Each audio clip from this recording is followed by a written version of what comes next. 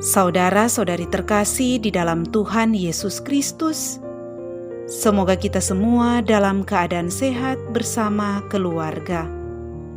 Saat ini marilah kita mendengarkan bacaan kitab suci dan renungan harian Jumat 15 Oktober tahun 2021.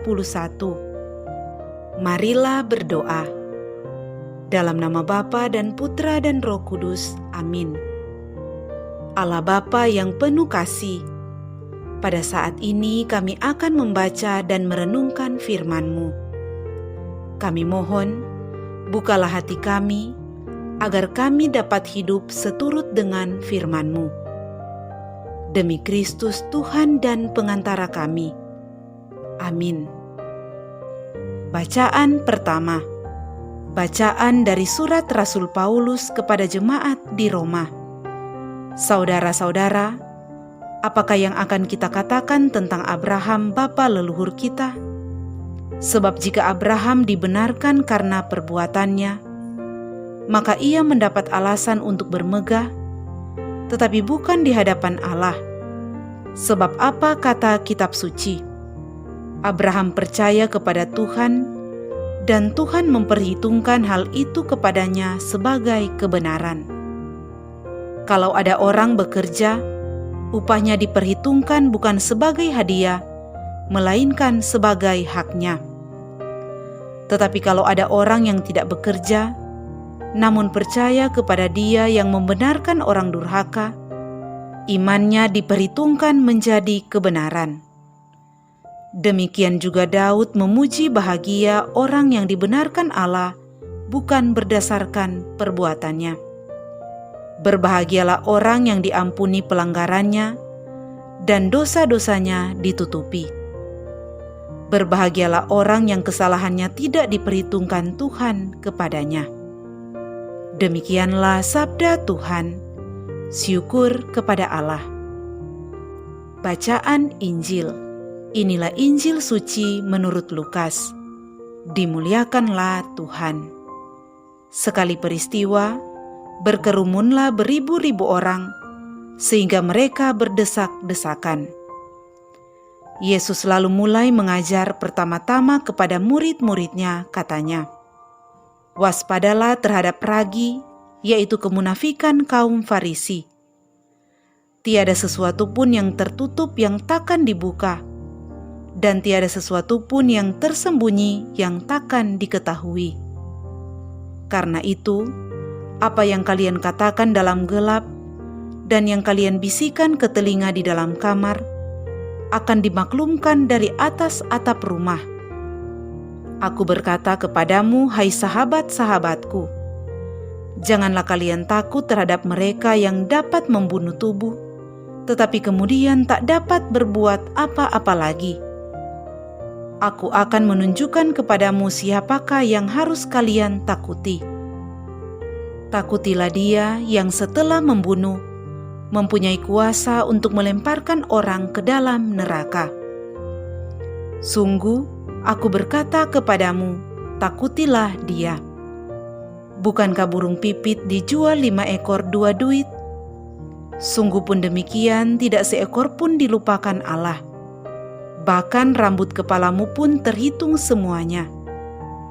Karena itu jangan takut, karena kalian lebih berharga daripada banyak burung pipit."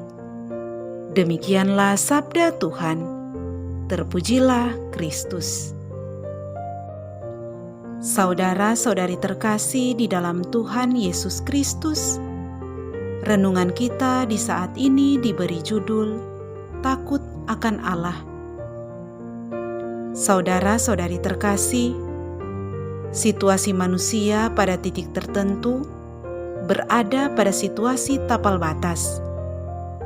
Situasi di mana manusia itu sendiri mengalami kehampaan atau kekosongan dalam dirinya.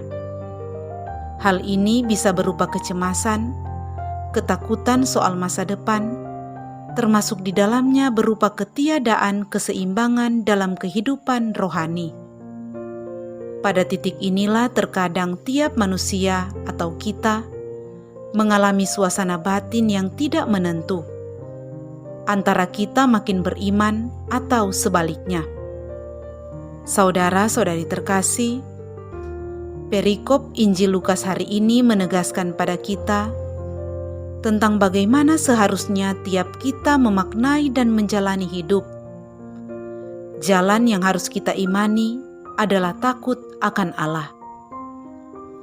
Takut pada Allah bukan berarti kita pasif.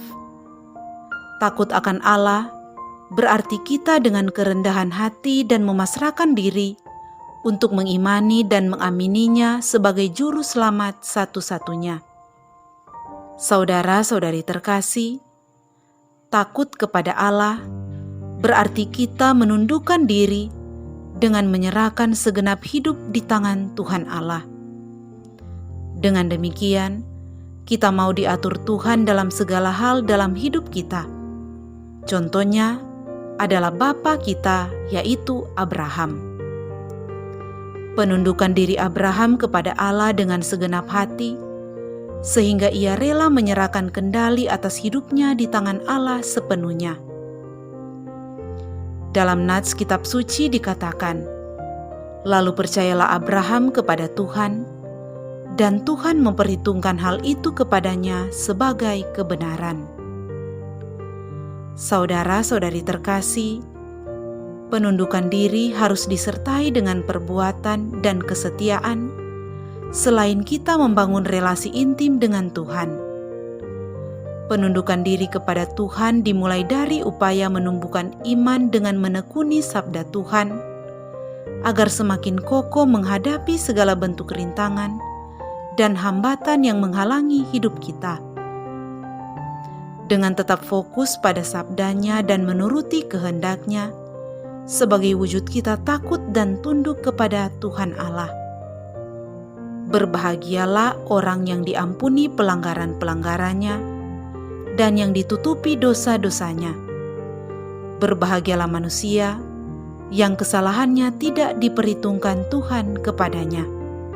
Semoga kita semakin hari semakin sadar dan menjauhi segala perbuatan dosa, serta mau tunduk kepada Tuhan Allah dengan menuruti kehendak-Nya dan hidup dalam kebenaran-Nya di dalam takut akan Dia.